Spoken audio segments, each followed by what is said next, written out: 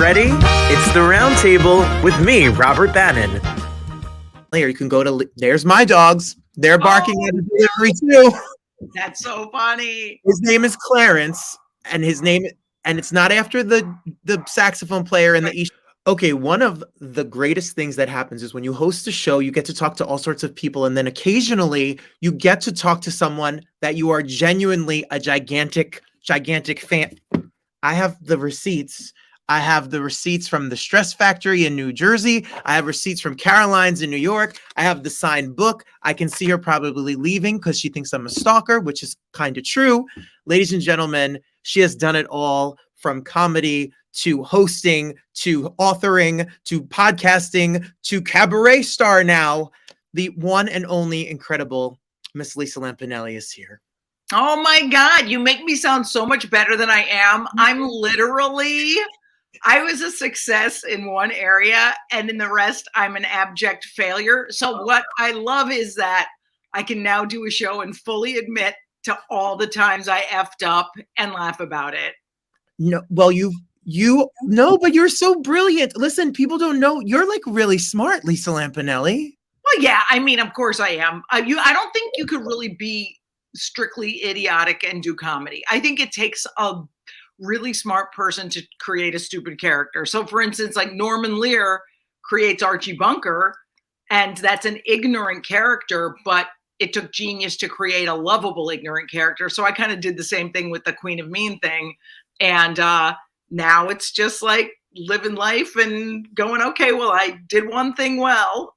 No, well, I know that you're an actress. I know that you're a writer. You've written an off-Broadway show. You've written essays, and you've really gotten deep since your Queen of Mean days. Yeah. And you're announcing of retiring and putting her kind of on the side. You've become quite the advocate for, I know, some things that are really near and dear to my heart. Mm-hmm. Can you tell us a little bit about body, weight loss, all of the things that you have really taken on and become such an outspoken role model about? Well, my first charitable efforts and my first advocacy work were actually, I've been reading so much about allyship and how you can't say you're an ally, it has to be bestowed on you. So the first time that really happened was with the LGBTQ plus community. And I earned $180,000 on Celebrity Apprentice for the, my gay men's health crisis in New York City. So that was the first real charitable effort I did, and advocacy work that I really enjoyed and kind of got me in the heart. And then, of course, it was rescuing these idiot dogs. Here's one. And, North Shore Animal League, I love them. And really what's funny about the whole food and body stuff, it's really all about self-acceptance, and I'm still working on that. And, it's funny because the last thing I think I was really famous for was losing a ton of weight. And I'm like, wow, I get to talk about how I wish that hadn't had to happen. I wish that I could have just accepted myself as I was, because the body is such a small part of who we are. And it's the soul that really matters, no matter what you believe in. And I'm like, man, it's a shame I just wasn't born 30 years later when I could be part of body positivity. So I'm working on that now. So in my new show, Lisa Lampanelli, Big Fat Failure, I talk about all that stuff about like being on the wrong side of some things too. Well, I understand. I was so related to your story. I was someone who grew up with weight issues. My mother was an OA, compulsive eater, all of these things that we are universally a food. And I read about you weren't into drugs. You were not into drinking. For me, it was the same thing. Food was my comfort and my go-to. Yeah. It's so relatable. Everybody has their own body struggles that we all go through. It's crazy that I think 90% of people have something, whether it's undereating, overeating, underexercising, overexercising, self-hate about something, or there's part of them that they don't like. And I was talking to a girl at lunch today about how I've always accepted myself from the neck up, because there's really nothing you could do about that. And because I wasn't into any surgeries or whatever. But boy, we got to accept what's from the neck down. And since the pandemic, and like not we all, but so much of us gained a little weight during the pandemic, or a lot of weight. And the shame around weight gain is so enormous. And I'm like, boy, there's nothing to be ashamed of just doing what you had to do to get through that pandemic.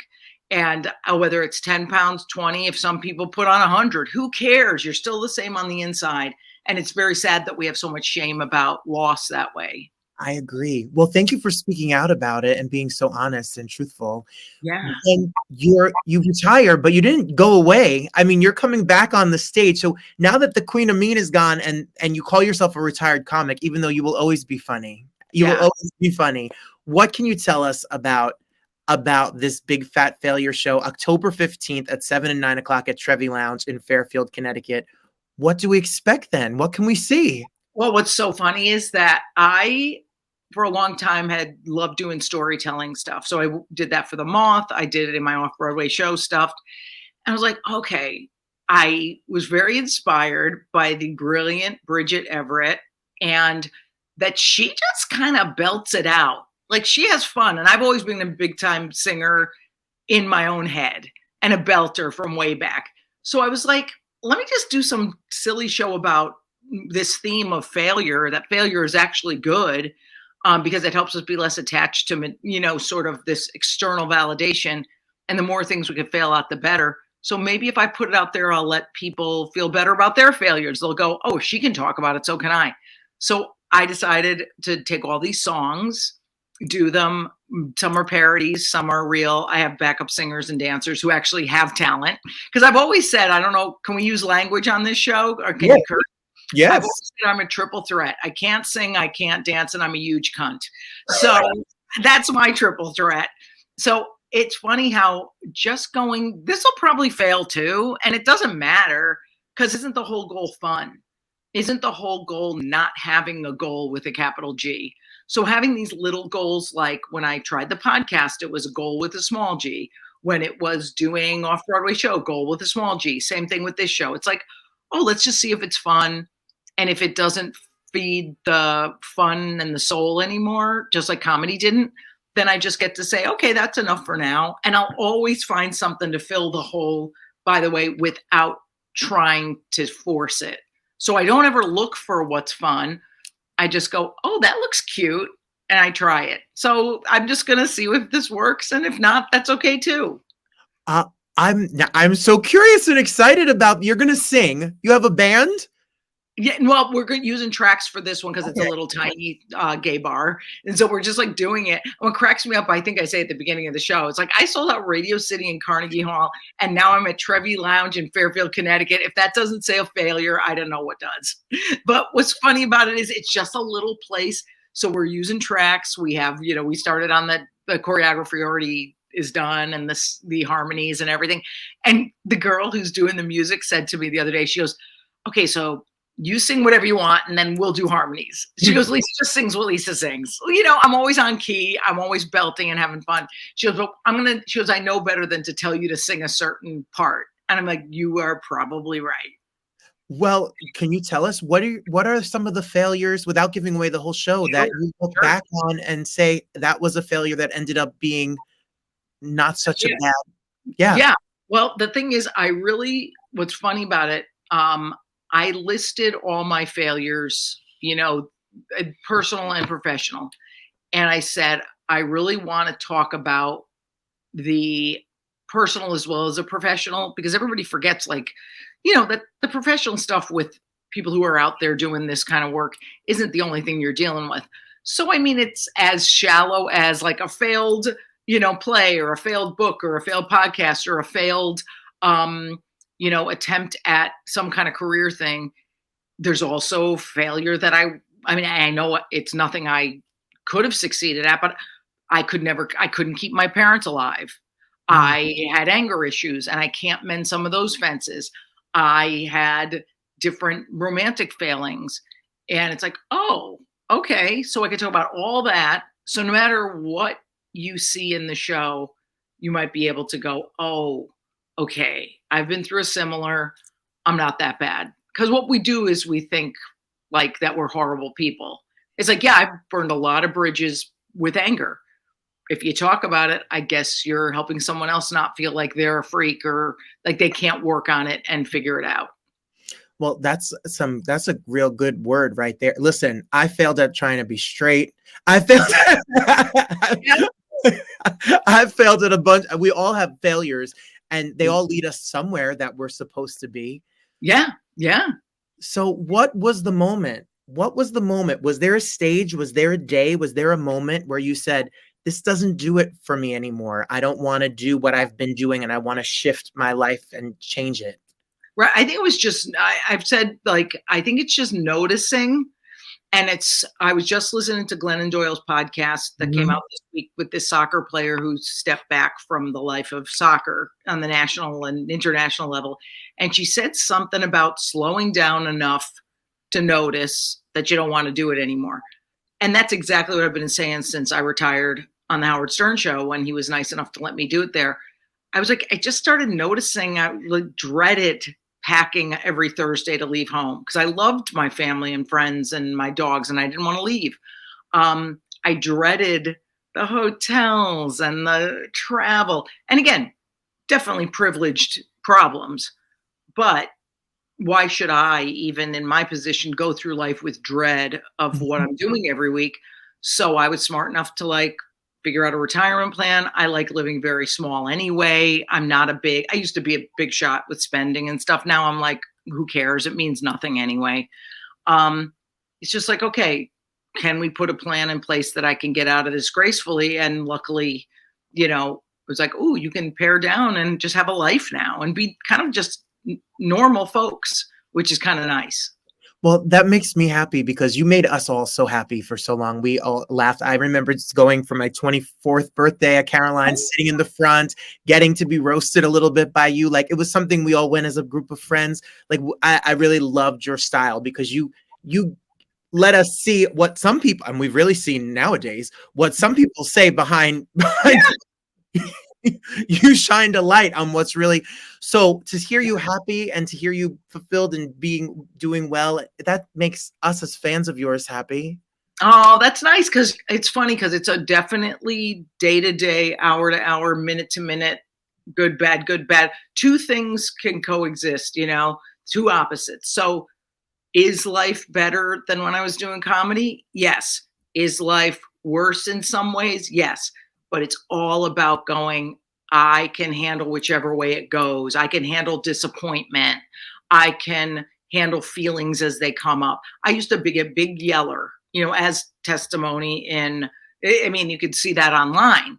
So I used to be a big yeller in my personal life too. Now it's like, oh, I can forgive myself for that yelling, but now I see that I ended up a crier, which is much better because really underneath all the yelling's crying anyway. So um, I go, wow, isn't it funny? Those two things can coexist in the same person. So we're all effed up. We're all great. And it always we have to accept both parts of ourselves. Absolutely. Agreed. Well, you're going to be doing the show in Connecticut. That's your home state. Yes. You're from Connecticut. You grew up, you have like a little Italian family. Like I have my own little Italian family. They come with their own set of Yeah. baggage. Yeah. Well, it's so funny because I was like, oh, Italians are just naturally angry. It's like, no, we're just kind of angry is how we're brought up. So I remember my mother, she's a big time yeller. Thank God, we had such a good relationship, especially the last 10 years.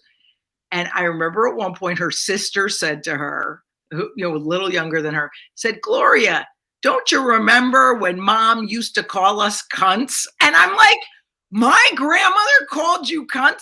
And my mother goes, absolutely not. She did not do that. And I'm like, oh, she did, because you just blanked it out. So, it is what it is. The We, apple doesn't we fall far. come by it honestly, right? Listen, I totally get it. We sit around with my family, we look at our generations and I say, wow, there's a lot of mental illness around. There's a lot of issues.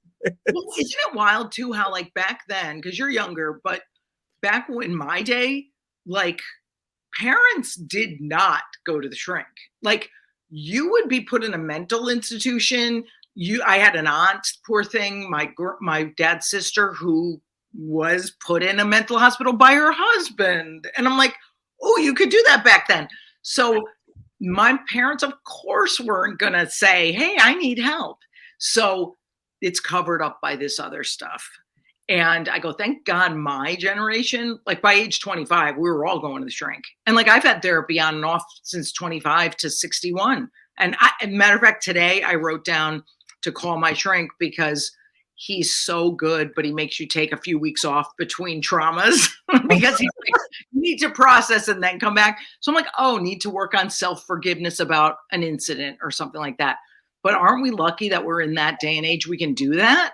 So lucky. I encourage everyone I know in my life that doesn't go to counseling. I always find a moment where I'm like, you would feel better if you just talk to someone. And it's a gateway to, I think I'm a gateway for some of my friends who don't go, because I notice I meet with specific people like just for lunch or whatever. And every 2 weeks they'll say something like, I was been thinking about that therapy idea. And I always just say, you'll know it when you know it. Cause I used to be like, oh, you would do this. You should do this. I'm like, should. What the fuck do I know? The more I know, the less I understand. Like Don Henley said, I think I know everything and then I know nothing. So I'm so happy when people make that decision for themselves. Because, by the way, who doesn't need to talk about what's going on with them? It's all hard. Life is hard. I think it sucks that life is harder than good. But, I say all the time that my therapist has a house in the Jersey Shore on my insurance money, because I need help. We all need help at some point in some time. Yes. Is this what led you? You do some life coaching yourself. You help I used to. That's what I talk about in the show too. It's really funny because I thought I was going to really enjoy helping people that way. I hated it so much because guess what? The worst coaches were like me, who thinks everyone has to go at their speed and has to do it the way I say. And that's literally the worst characteristic in a coach or a therapist or anything. So that was quickly like apparent to me that it was like, this sucks. I hate it. And I end up hating everybody I work with. So I'm like, nope, I'm not even finishing this.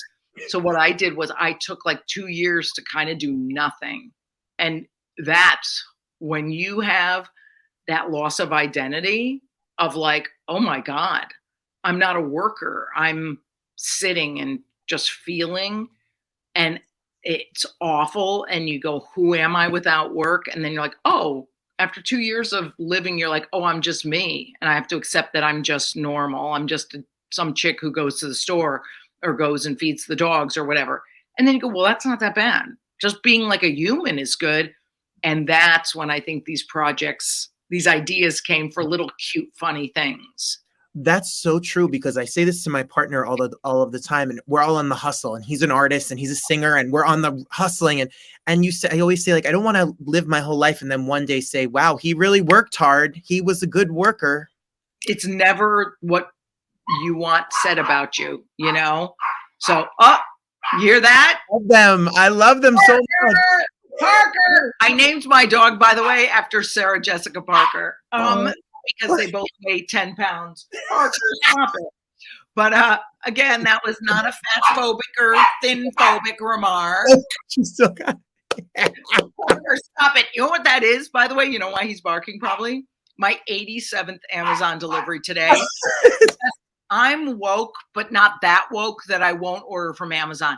Sometimes you need props for your terrible cabaret show. Sometimes you need a headdress for the gay guy. So F the world, Amazon, come to my door.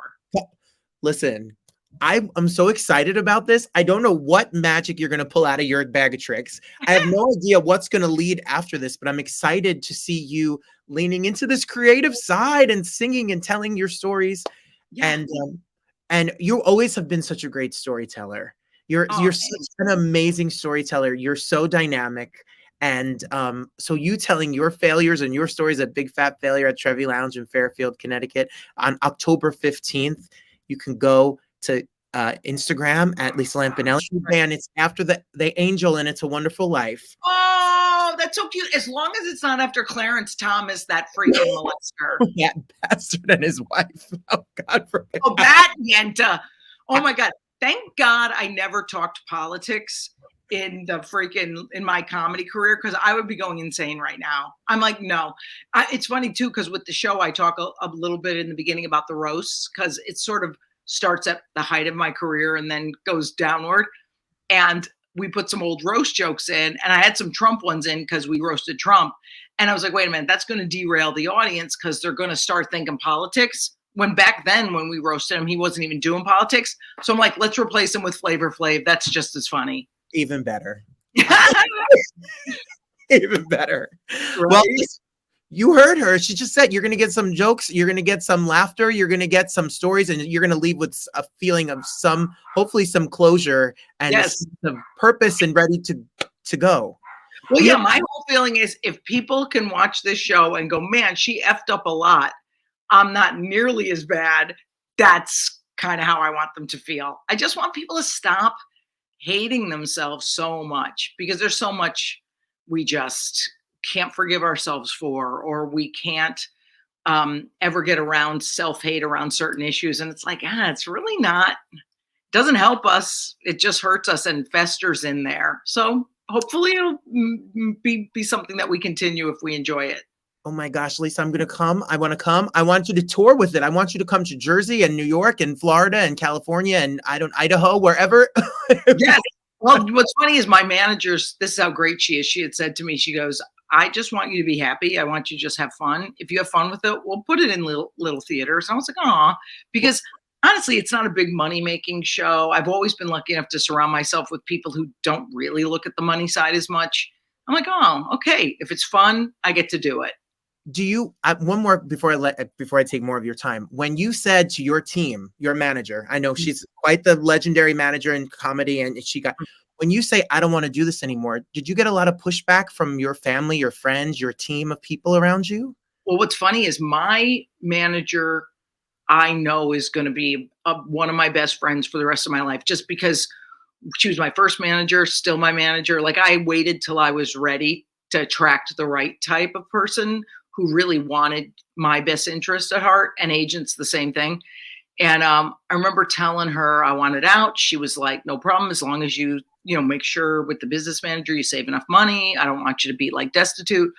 And her thing was, at first she was like, just don't kill the Queen of Mean. We really loved her. And I'm like, I have to. It's almost like when Paul Rubens felt he had to kill Pee Wee Herman. You just had to you can't have one foot in the past and one in the future. So now in this show, there are a lot of funny lines and a lot of punchlines because I can't help but be funny. You just can't do a show where you're suddenly doing Shakespeare unless it's Shakespeare. Right. So there is humor in it. So I'll never be like, I'm never going to be funny again, but it's just not, I don't want to be the drag queen anymore. And I love drag, but I don't want to do, that was my drag for a while. Yeah. You would put on that exterior and go, yeah. I was at Caroline's. People would come at you. You were tough as nails. You owned that room, and people don't understand the exhaustion and the lifestyle of what that's like. Well, also Dana Carvey on Stern one day called stand-up emotionally violent. And I'm like, oh my God, I've never heard it put that way. That's exactly what it is. You're like this, your hands are up, your dukes are up 99% of the time on that stage. It's a hard way to live. Again, It's all relative. There's way harder ways to live, but still it was too hard for me to do anymore. It just wasn't worth it. Well, I'm happy to see you. It was such an honor to talk to you. Lisa Lampanelli, Big Fat Failure, a cabaret show about fucking up. It's October 15th, 2020. Yeah. 2 shows, 7 and 9 p.m. Trevi Lounge in Fairfield, Connecticut. If you're anywhere within this area, make sure you get your tickets. I can't wait to see, like I said, what's next. And I just want to say thank you for the laughter, the jokes. You're still Lisa Lampa hoo-ha. You're still. That's right. I will forever remember your lines. That is, thank you for all the joy and the laughter you brought to us all these years. We really appreciate it. We know it comes at a cost, and we thank you. Oh, thank you. I love talking to you. I so appreciate you doing this. Oh, my pleasure. My pleasure.